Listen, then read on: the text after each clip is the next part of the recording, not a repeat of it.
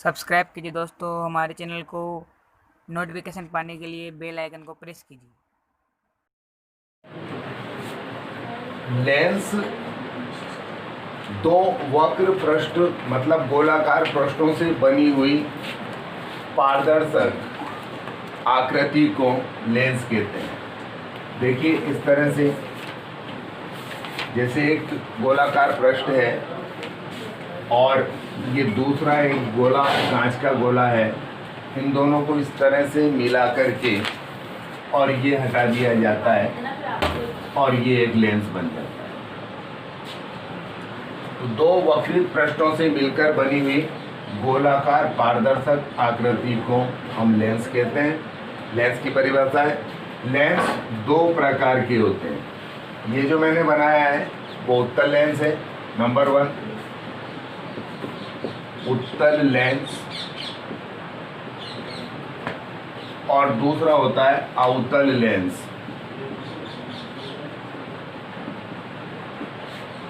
ये इस तरह से होगा, एक गोला ऐसे होता है, एक ऐसे होता है, यूं मिला दिए जाते हैं दोनों को, ये अवतल लेंस। अगर अलग अलग परिभाषा में इनकी देखें तो नंबर 1 उत्तल लेंस, ऐसे लेंस जो किनारों से पतले और बीच में चौड़े होते हैं उत्तल लेंस कहलाते हैं, तथा ऐसे लेंस जो किनारों से चौड़े और बीच में सकड़े या पतले होते हैं अवतल लेंस कहलाते हैं। ये दो प्रकार के लेंस है भाई, उत्तल और अवतल।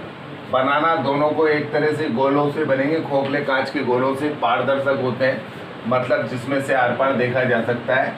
और इस तरह से अगर उन्हें जॉइंट किया गया है कि किनारे से पतले और बीच से चौड़े हैं तो उत्तल लेंस होंगे, और अगर इस तरह से जॉइंट किया है कि ऊपर से चौड़े और बीच में पतले हों तो अवतल लेंस कहलाएंगे। ये लेंस हैं। लेंस से संबंधित अब कुछ बिंदुओं की परिभाषा हम पढ़ेंगे कि लेंस से संबंधित जो पॉइंट हैं, सबसे पहले वक्रता केंद्र, लेंसों का वक्रता केंद्र। तो वक्रता केंद्र क्या होता है कि कोई सा भी लेंस हो, चाहे अवतल हो या उत्तल हो, इस तरह से खोखले कांच के गोलों से बना है, ये उत्तल। और अगर अवतल है तो ये दो कांच के गोले इस तरह से करके यहाँ से ज्वाइंट कर दिया जाता है। तो पहली परिभाषा है वक्रता केंद्र। परिभाषा हम लिखेंगे कि गोलीय लेंस दो खोखले कांच के गोलों से मिलकर बनी हुई आकृति होती है। इन गोलों के केंद्र को वक्रता केंद्र कहते हैं। C1 और C2 से प्रदर्शित करते हैं। चित्र सहित आपको परिभाषा याद रखना है, मतलब चित्र बना के देना है। पूछा जाता है क्वेश्चन कि गोलीय लेंसों के लिए निम्न बिंदुओं को परिभाषित कीजिए। सबसे पहले जैसे आपसे पूछा जाएगा वक्रता केंद्र, तो परिभाषा में आप लिखेंगे कि गोलीय लेंस खोखले कांच के गोलों से मिलकर बनी आकृति होती है। इन खोखले कांच के गोलों के केंद्र को वक्रता केंद्र कहते हैं। C1 और C2 से, उत्तल के लिए भी और अवतल के लिए भी C1 C2 से प्रदर्शित करते हैं। ठीक है भाई, पहली परिभाषा, पहला पॉइंट। पॉइंट नंबर 2 वक्रता त्रिज्या। इसी चित्र में देख लो, वक्रता त्रिज्या क्या होगी कि लेंसों के केंद्र से और उसकी परिधि तक की दूरी को, जैसे यहाँ से और ये दूरी, ये कहलाएगी वक्रता त्रिज्या।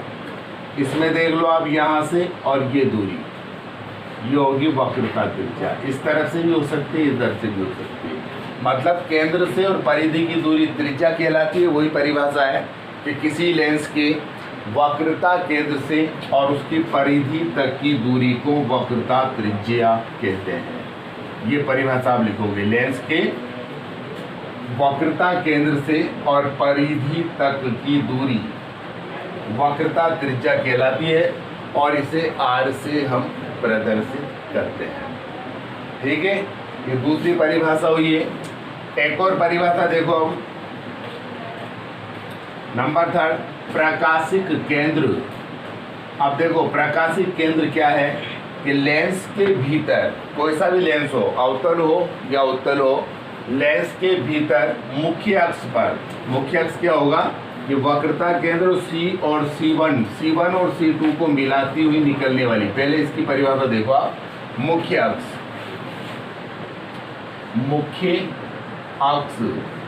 मुख्य अक्ष होगा लेंस के वक्रता केंद्र C1 और C2 को मिलाने वाली सरल रेखा, मतलब मिला के और सीधी निकले उस रेखा को, इन दोनों के बीच की दूरी को नहीं। ध्यान रखें, लेंस के वक्रता केंद्र C1 और C2 को मिलाती हुई निकलने वाली रेखा मुख्य अक्ष कहलाती है। तो अवतल में भी होगा, उत्तल में भी होगा, दोनों में C1 C2 को मिलाकर और जो सीधी गुजरेगी ना उस रेखा को हम मुख्य अक्ष कहेंगे। ठीक है, अगली परिभाषा हमारी अब मुख्य अक्ष के बाद प्रकाशिक केंद्र। तो प्रकाशिक केंद्र क्या होगा? लेंस के अंदर मुख्य अक्ष पर स्थित वह बिंदु, लेंस के अंदर मुख्य अक्ष ये वह बिंदु, ये एक बिंदु है, ये हो जो ऊपर से जो लाइनिंग डाल रहा हूँ ना मैं उस पे आ रहा हूँ, वो बीचों बीच का बिंदु प्रकाशिक केंद्र O कहलाता है। लेंस के भीतर स्थित बिंदु, मुख्य अक्ष पर स्थित बिंदु प्रकाशिक केंद्र कहलाता है। इसकी विशेषता है कि स्पर्श से आने वाली प्रकाश की किरण पर प्रकाश के अपवर्तन का कोई प्रभाव नहीं पड़ता है, मतलब लेंस द्वारा वो किरण अपवर्तित नहीं होती बिल्कुल भी। जैसे उदाहरण के रूप में ये किरण आई ना इस पर, तो ऐसे कैसे निकल जाएगी, इस पर ऐसे आई किरण तो ये ऐसे कैसे गुजर जाएगी।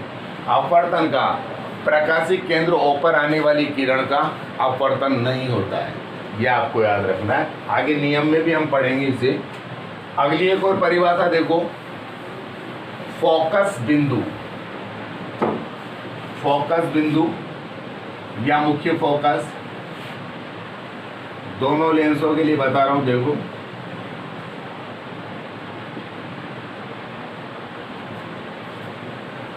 ये मुख्य अक्ष दोनों का। अब परिभाषा है मुख्य फोकस या फोकस बिंदु की, कि जब प्रकाश की किरण लेंस के सामने मुख्य अक्ष के समांतर आपतित होती है ऐसे, तो अपवर्तित होकर, मतलब अपवर्तन की बात वह मुख्य अक्ष पर जिस बिंदु से गुजरती है, अब ये अपवर्तित होगी और यहाँ से ऐसे निकलेगी भी, तो मुख्य अक्ष पर जिस बिंदु को काटती हुई गुजरेगी उसे हम मुख्य फोकस या फोकस बिंदु कहेंगे। यह तो हुई उत्तल लेंस की बात।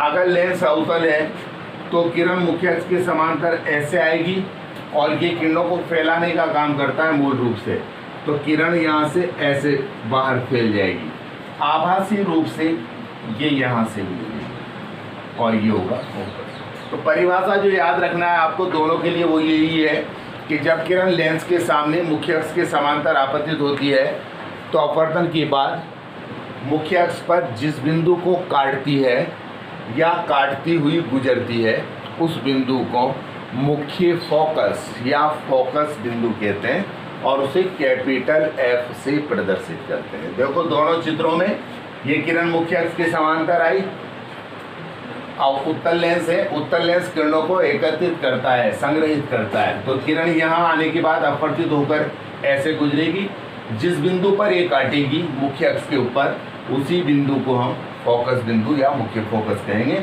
और ये अवतल लेंस है, अवतल लेंस किरण को मूल रूप से फैलाता है, किरण ऐसे समांतर आई और ये ऐसे जाएगी परंतु आभासी रूप से फोकस पर होकर गुजरेगी। तो ये फोकस की परिभाषा है।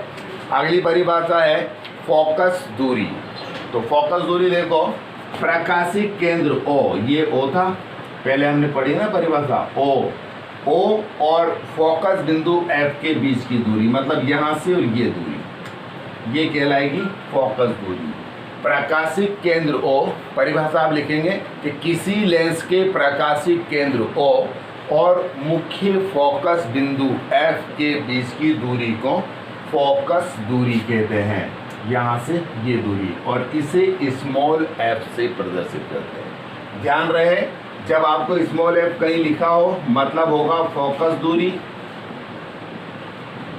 और अगर कैपिटल F लिखा हो तो मुख्य फोकस, फोकस बिंदु, दोनों को ध्यान रखें, स्मॉल f और कैपिटल F। ठीक है, तो फोकस दूरी क्या होगी? लेंस के फोकस बिंदु F और प्रकाशिक केंद्र O के बीच की दूरी, यहाँ से और यहाँ तक की फिक्स दूरी है, इस दूरी को हम फोकस दूरी कहेंगे और स्मॉल f से प्रदर्शित करेंगे। तो ये कुछ परिभाषाएं थी जो अवतल और उत्तल दोनों लेंसों से संबंधित थी। अगला जो अब हमारे पास पॉइंट है वो है लेंस से संबंधित अपवर्तन के नियम। मतलब जो नियम हम किरण चित्र, जैसे आपने दर्पण से किरण चित्र बनाए थे ना कि दर्पण के सामने एक वस्तु को यहाँ रखा तो कहाँ प्रतिबिंब बनेगा, कैसा बनेगा, लेंसों में भी हमें बनाने होंगे कि किसी लेंस के सामने हम वस्तु को रखेंगे, है ना, तो वहाँ से उसका प्रतिबिंब कैसा बनेगा, छोटा होगा, बड़ा होगा, आभासी होगा, वास्तविक होगा, जो भी है वो हम इन नियमों के अकॉर्डिंग ही बनाएंगे। ठीक है, तो नियम जो है अपवर्तन के, वहाँ जो दर्पण में पढ़ा था हमने, वो परावर्तन होता है दर्पण में और यहाँ होता है अपवर्तन। ठीक है, तो अगला जो हमारा टॉपिक है लेंस से संबंधित अपवर्तन के नियम मैं आपको बताऊंगा, अच्छे से इनको पढ़ना। इसके बाद जब किरण चित्र बनाएंगे ना तो वो आसान होगा, वरना किरण चित्र समझ में नहीं आएंगे, आप सीधी इधर उधर लाइनें बनाएंगे, ऐसा नहीं होना चाहिए। नियम अगर पता है तो नियम से अकॉर्डिंग आप चलते रहें, आसानी से किरण चित्र बन जाएंगे। तो पहला नियम देखो, पहला नियम है कि यदि प्रकाश की किरण मुख्य अक्ष के समांतर आपतित होती है तो अपवर्तन के बाद वह फोकस बिंदु F से गुजरती है। ये पहला नियम है। दोनों मैं बना रहा हूँ, अवतल और उत्तल लेंस। ये उत्तल है, यह अवतल है।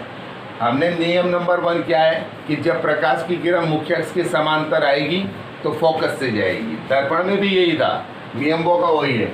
देखो ये समांतर आई और ये यहाँ से फोकस से गई, पहला नियम। अब इस पर आप कितनी भी किरणें समांतर डालें, क्योंकि ये नियम है, समांतर आने वाली सारी फोकस से जाएगी। चाहे आप इस पे 100 किरणें डाल दो, 100 की 100 ऐसे की ऐसे जाएगी।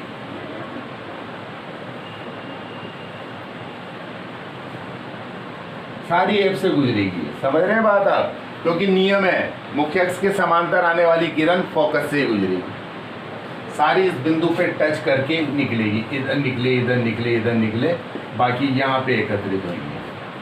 तो पहला नियम है कि जब प्रकाश की किरण मुख्य अक्ष के समांतर आपतित होगी तो वह फोकस बिंदु F से गुजरेगी, और अगर आपका लेंस अवतल है तो वो फोकस बिंदु F से गुजरती हुई प्रतीत होगी। मूल रूप से तो नहीं गुजरेगी, बाकी गुजरती हुई प्रतीत होगी।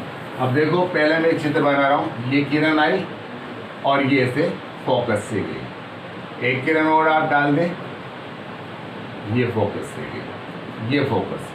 पहला नियम है जितनी भी समांतर, ठीक है भाई, ये आपने देखा है उत्तल लेंस में इस तरह से होगा, समांतर आएगी फोकस से, और अवतल में देखो क्या होगा, किरण इस तरह से मुख्य अक्ष के समांतर आएगी और यहाँ से इस तरह से बाहर निकल जाएगी, आभासी रूप से ये फोकस बिंदु F पर से गुजरेगी।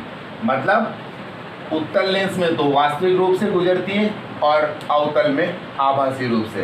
तो वास्तविक आभासी तो अगली नेक्स्ट बात है। हमें तो बात ये याद रखना है कि अगर समांतर किरण आती है तो फोकस से गुजरती है, चाहे वास्तविक रूप में गुजरे या आभासी रूप में गुजरे। ठीक है, इस पर भी एक और किरण आई, ये ऐसे जाएगी वास्तविक रूप में, आभासी रूप में ये ऐसे जाएगी। आभासी को हम डैश से दिखाते हैं, वास्तविक को हम सीधी रेखा से दिखाते हैं। ये पहला नियम है जो आपको याद रखना है। किरण चित्र आप इसी के आधार पर राइट बना पाएंगे। दूसरा नियम देखो, नियम नंबर 2, जब प्रकाश की किरण प्रकाशित केंद्र O से आपतित होती है तो बिना किसी परिवर्तन के सीधी गुजर जाती है। ये दूसरा नियम है। अगर प्रकाशित केंद्र O, ये रहा, ये बिंदु, ये परिभाषा आपको पहले मैंने बता दी कि लेंस के भीतर मुख्य अक्ष पर स्थित बिंदु वो कहलाएगा प्रकाशित केंद्र O से लिखते हैं इसको। अब नियम ये है कि अगर प्रकाशित केंद्र O से कोई किरण आई तो वह बिना किसी परिवर्तन के सीधी गुजरेगी। मतलब ये यहाँ से जैसे कोई किरण इस पर आई ना तो ऐसे के ऐसे गुजर जाएगी, इसका कोई अपवर्तन नहीं होगा। ये किरण ऐसे आई इस पर, ऐसे के ऐसे ही गुजर जाएगी। समझ रहे बात? और भी कितनी भी किरण डालो, जैसे एंगल से आएगी वैसे के वैसे ही निकल जाएगी। ये इसका नियम है। दूसरा नियम है कि जब प्रकाश की किरण प्रकाशित केंद्र O से आपतित होती है तो उस पर,